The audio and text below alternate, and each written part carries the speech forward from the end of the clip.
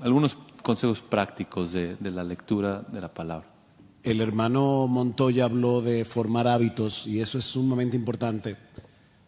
Yo creo que algo bueno puede ser el hecho de que busques un lugar en tu casa donde puedas estar tranquilo y hazlo tu lugar de encuentro con el Señor. Y tal vez tener tu Biblia ahí. El hecho de tener un plan de lectura ayuda porque no es lo mismo levantarse por la mañana y comenzar a pensar, ¿y ahora qué leo? Yo tengo un plan de lectura, no necesariamente que todo el mundo tiene que seguirlo, pero es un plan de lectura que lo he seguido por años y yo cada día que me levanto ya yo sé qué me corresponde leer. Y Dios me habla a través de su palabra. Entonces, en ese sentido, te aconsejaría que planifiques ese tiempo, o sea, no trates de encontrar en el día un momento para leer la Biblia y orar, porque probablemente no lo vas a encontrar. Fabrica el tiempo. Yo voy a hacerlo a esta hora, voy a encontrarme con el Señor en este lugar, aquí voy a tener los implementos, si un himnario, si mi Biblia, etcétera.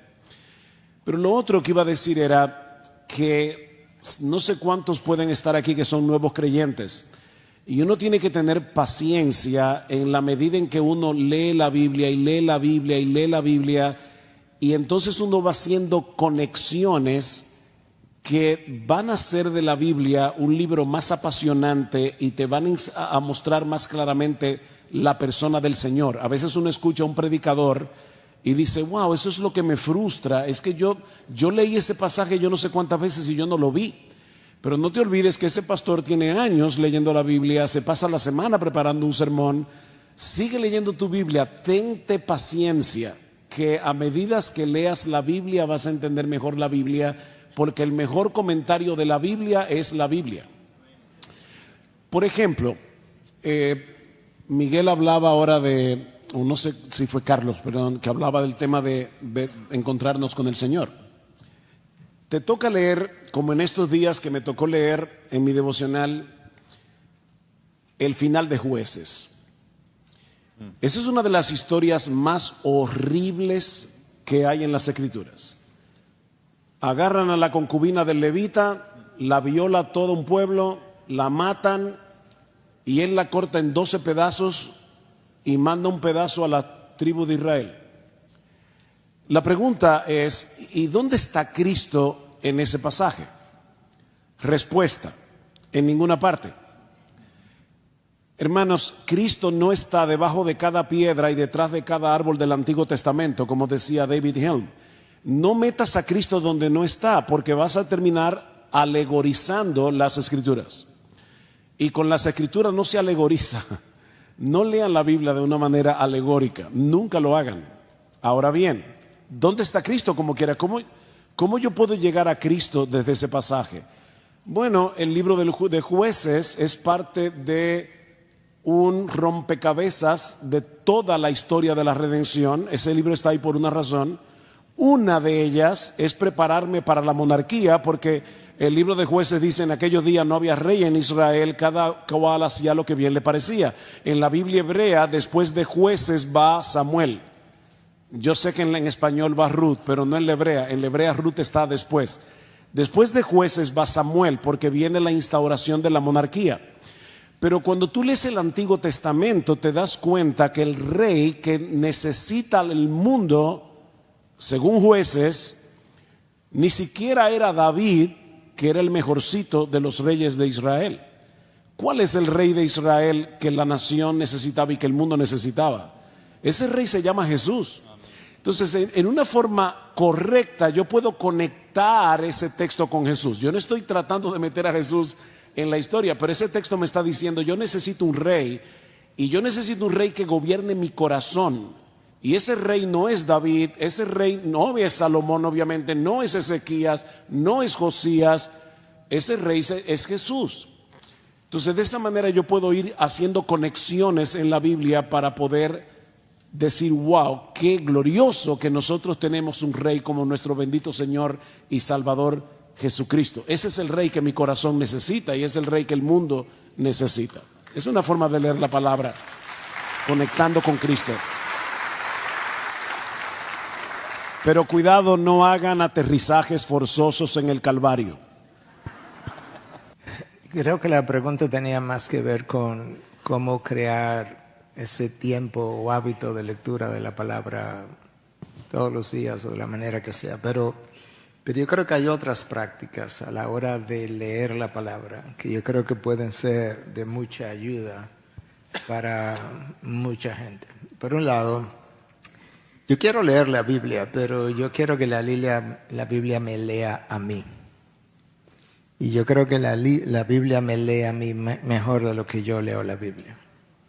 Y yo sé que se habló, creo que fue el pastor Montoya que hablaba del espejo de que habla Santiago. Cuando yo entro a la Biblia, yo quiero que sea un espejo, yo quiero verme, no para que me mande a mudar, como tú mencionabas, pero yo quiero verme en eso que estoy leyendo, cómo yo estoy, dónde yo estoy, qué bien estoy. Estoy progresando, no estoy progresando, si tengo algo que confesar, etcétera, etcétera. Yo creo que eso es una buena práctica, porque no solamente es una práctica que me va a permitir mejorar, pero me va a permitir dar mejores consejerías a otros. Porque lo que estoy viendo en la Biblia acerca de mí, probablemente lo vaya a oír en consejería hoy, mañana, pasado o cuando sea. La segunda práctica que a mí me ayuda mucho es que aprendí hace muchos años atrás que la Biblia es básicamente, no es un libro acerca de los hombres, aunque está llena de historia de hombres, es acerca de Dios. Entonces, yo no quiero salir de un texto de la Biblia hasta que yo no haya visto los atributos de Dios reflejados en esa historia. Si es la historia de Abraham con Isaac y demás, yo no quiero aprenderme la historia de Abraham, Isaac y simplemente salir de ahí con la historia que conocí. Yo quiero ver el Dios que proveyó el sacrificio tal cual Abraham pensó que ocurriría, el Dios proveedor. Yo quiero ver el Dios que movió a Abraham a hacer esto. Pero también yo quiero ver al Dios que le pidió a Abraham que hiciera esto como 37 años después o más de haberle hecho la promesa. De manera que Dios tenía como 35, 40 años trabajando en Abraham para que Abraham tuviera la fe de poder hacer un sacrificio. Porque si se lo hubiese pedido al año o a los 2 años, quizás no hubiese podido. Yo quiero ver a Dios en el texto bíblico. Entonces yo creo que eso es una buena práctica también. No salga, la historia de David no es acerca de la historia de David, es acerca de el Dios que estaba sobre David, creando a David, protegiendo a Israel y usando a David en su persona para sus propósitos. Yo creo que si nosotros hacemos eso, vamos a estar más entusiasmados cada vez que salimos de la Biblia, porque vimos a Dios más grande, vimos atributos de Dios, refrescamos atributos de Dios.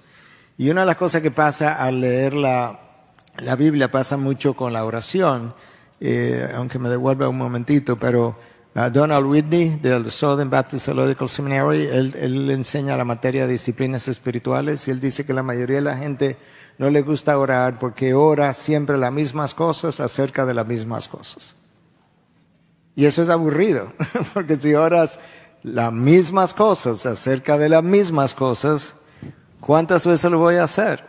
Entonces, cuando oras la palabra, entra a un texto de la Biblia y trata de ver de qué forma ese texto tú lo puedes convertir en oración, va a encontrar continuamente nuevas motivaciones para orar. Bueno, pero igual yo puedo hacer eso al leer la Biblia, que leo los pasajes de la Biblia y encuentro las mismas cosas acerca de las mismas cosas.